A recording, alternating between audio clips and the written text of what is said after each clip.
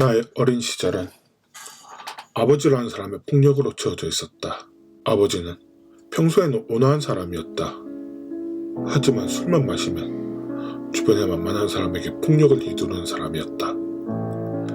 처음에는 그게 어머니였고 언젠가부터는 나였다. 그 언젠가부터 아버지가 늦게 술만 마시고 오는 날이면 안방에 있는 커다란 농장에 숨어있는 게 일상이었다. 그래서 내가 가진 가장 오래된 기억은 안방 농장에 숨어서 훔쳐본 아버지가 어머니의 목을 조르는 모습이었다. 그 어린아이가 얼마나 무서웠을까. 그리고 그 뒤로 어린 나는 다 큰 성인이 온 힘을 다해서 휘두르는 폭력을 온몸으로 견뎌야 했다.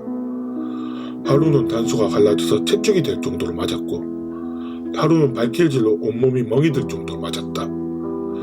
우습게도 그 폭력이 멈춘 건 내가 아버지보다 커지고 힘도 세져서 육체적으로도 정신적으로도 이긴 뒤였다. 그날도 아버지는 술을 마시고 집에 들어오셨고, 그날따라 도저히 참을 수 없던 나는 아버지에게 맞섰다. 그렇다. 어릴 때부터 몸에 새겨진 공포를 분노로 이겨내고 나는 아버지와 싸웠다. 말 그대로 싸웠다. 주먹질을 했고 발길질을 했다. 사투였다. 아버지는 자존심으로 싸웠고 나에 대한 통제권을 잃는 게 무서워서 싸웠다. 나는 분노로 싸웠다. 그리고 여기서 더 이상 돌이킬 수 없어서 싸웠다. 여기서 지면 더욱 끔찍해질 거라는 본능적인 느낌으로 싸웠다. 나는 생존을 위해서 싸웠다. 얼마나 격렬했는지 집안은 난장판이 되었고 아버지의 이마에는 피가 흘렀다. 그리고 내가 이겼다. 나는 스코스로서 아버지를 이겼다. 다음 날부터 아버지의 폭력은 거짓말처럼 멈췄다. 얼마나 허무한 일인가. 겨우 이거였는데. 그때 내가 얼마나 후회를 했는지 모른다. 왜 좀 더 일찍 맞서 싸우지 않았을까? 왜 좀 더 일찍 맞서 싸우지 못했을까? 겨우 주먹질 하나에 멈출 일이었는데 왜 나는, 그리고 우리 가족은 그 긴 세월을 지옥에서 살아야만 했을까? 내가 아버지보다 키가 더 큰지도 오래되었고 덩치가 커진지도 힘이 더 세진지도 한참이 되었는데 나는 바깥에서 너무나 잘 살았고 누구와 싸워도 지지 않을 자신이 있었는데, 하지만 나는 무서웠다. 겁이 났다. 어릴 적부터 길러진 뼛속 깊이 박힌 공포였다. 그래, 나는 아직도 아버지가 무섭다. 하지만 그것보다도 내가 겁이 났던 것이, 그래서 나를 지옥에 살게 했다는 것이, 그게 너무나 싫다. 겨우 주먹질 하나면 멈출 폭력이었는데, 겨우 하룻밤에 사라질 지옥이었는데, 그 지옥을 지우지 못했고 내가 우리 가족을 지키지 못했다는 것이 너무나 괴롭다. 나는 우리 아버지를 좋아하지 않는다. 아니, 싫어한다. 아니, 혐오한다. 그런데 웃긴 게 뭔지 아는가? 내가 그 아버지의 아들이라는 것이다. 어쩔 수 없이 나에게는 아버지의 피가 많이 흐르고 어쩔 수 없이 아버지의 영향력 아래 있다. 가끔 나의 말투나 행동에서 아버지의 모습을 보일 때면 나 스스로 소스라치게 놀라고 난다. 그리고 자기 혐오에 빠지고 난다. 그래, 그 작은 아이에게 풀스윙을 날리던 괴물은 나의 아버지인 것이고 그 말은 나의 절반은 그 괴물이 만든 것이다. 그래서 나는 아버지와 다른 사람이 되려고 노력했다. 그건 쉽지 않은 일이었다. 내가 가장 무서워하는 게 뭔지 아는가? 술을 먹고 필름이 끊기는 것이다. 사람들은 내가 술버릇이 아주 얌전하고 신사적이라고 한다. 당연하다. 술을 먹으면 내가 혹시 아버지 같은 일을 할까봐 늘 정신을 바짝 차리고 있다. 술을 마실 때면 늘 긴장을 하고 다른 사람들의 얘기를 최대한 들으려고 노력을 한다. 하지만 내가 기억을 못하는 곳이라면 내가 무슨 짓을 했는지 나를 통제하지 못하는 상태라면 지금까지 살아오면서 필름이 끊기는 일이 딱 2번 있었고 그 경험은 나에게 엄청난 공포였다. 당연하게도 나에게는 폭력적인 부분이 있다. 소위 말하는 욱하는 부분도 있고 화를 잘 내기도 한다.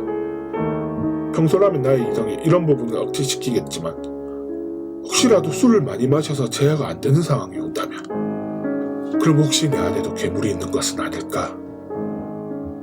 가정폭력을 당한 사람은 다시 폭력을 행할 가능성이 아주 높다고 하는데 과연 내가 그러지 않을 거라고 말할 수 있을까? 나는 그것이 미치도록 무섭다. 내가 나를 통제를 못할까봐 무섭고 내가 평생을 온몸으로 혐오하던 인간과 같은 인간이 될까봐 무섭다. 그럼에도 그 인간과 닮아가는 내가 너무너무 무섭다. 내가 그 사람처럼 말하고 그 사람처럼 행동하고 그 사람처럼 먹고 그 사람처럼 마시는 것이 너무너무 무섭다. 한윤형이라는 사람이 있었다. 진보적인 글을 쓰는 평론가 같은 사람이었다. 그도 어릴 때 아버지에게 폭력을 당했다고 했다. 하지만 잘 이겨내고 열심히 사는 사람이라고 했다. 비록 그는 나를 모르지만 나는 그를 응원했다. 어쩌면 그는 나에게 동물 같은 존재였을까? 아니면 동명상련의 존재였을까? 아니면 그가 버티는 모습을 보고 나도 버틸 수 있다고 생각을 한 걸까? 나는 그가 이겨내기를 바랬고 그가 잘 되기를 바랬다. 하지만 그가 데이트 폭력으로 추락하는 모습을 보고 많이 울었다.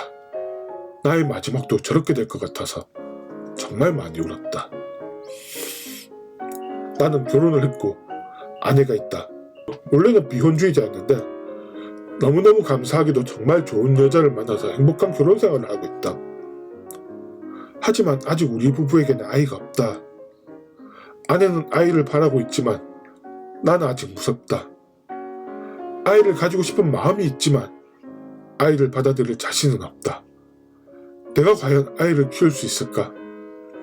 나는 혹시 아이를 때리지 않을까? 나의 아이는 나처럼 크지 않을 수 있을까? 아이에 대해서 생각을 하면 생각이 꼬리를 물고 걱정이 그 뒤를 잇는다. 우리 집에는 강아지 한 마리가 있는데 정말 귀엽고 착한 아이인데 고집이 좀 센 아이다. 자기가 하고 싶은 것은 해야 하는 아이고 그걸 관철시키기 위한 방법으로 내 앞에서 짖는 아이다. 평소에는 잘 넘어가는데 어쩌다가 화가 날 때가 있다. 그러면은 참고 또 참다가 가끔 이성을 잃고 소리를 지른다. 저 작은 강아지에게도 그런데 과연 내가 아이를 기를 수 있을까? 저렇게 작고 귀엽고 혼자서 똥오줌도 다 가리고 단지 밥과 물만 주면 되고 아이보다 훨씬 더 손이 적게 가고 훨씬 더 독립적인 저 강아지한테도 내가 저런데 나에게 모든 것을 기대고 있고 내가 모든 것을 해줘야 되는 아이가 있다면 내가 과연 그 아이를 잘 기를 수 있을까? 화를 내고 나면 후회의 연속이다. 아, 나는 아버지와 같은 사람이구나. 나는 어쩔 수 없이 아버지의 아들이구나. 그래서 나는 나의 아이를 가지는 것이 무섭다. 내 안에 잠자는 괴물이 있는 건 아닐까 하는 생각이 너무 무섭다. 너무나 연약하고 무해한 아이가 있다면 그 유혹을 이길 수 없는 건 아닐까 생각하는 것이 그 생각을 하고 있는 내 자신이 너무 무섭다.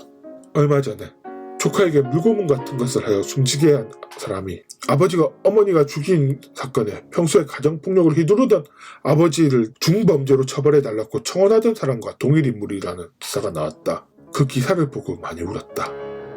아주 많이 울었다. 폭력 성향이 유전된다는 것이 이런 말일 것이다. 아마도 그녀는 자신도 모르게 자신의 내면에서 키우던 괴물에게 잡아먹힌 건 아닐까. 폭력이라는 것은 그런 것이니 말이다. 나는 어떨까? 나는 과연 다룰 수 있을까? 나의 피해 절반은 괴물에서 받아온 건데 나는 괴물과 다룰 수 있을까? 아내는 아이를 가지고 싶어하고 그럴 수 있는 시간은 한정되어 있다. 하지만 나는 준비가 된 것일까? 나는 과연 아이를 키울 수 있을까? 나는 정말 잘 살고 싶다. 조카를 보면 너무 이쁘고 나도 이런 아이를 가지면 어떨까 고민도 하고 욕심도 생긴다. 하지만 나는 정말 자신이 없다.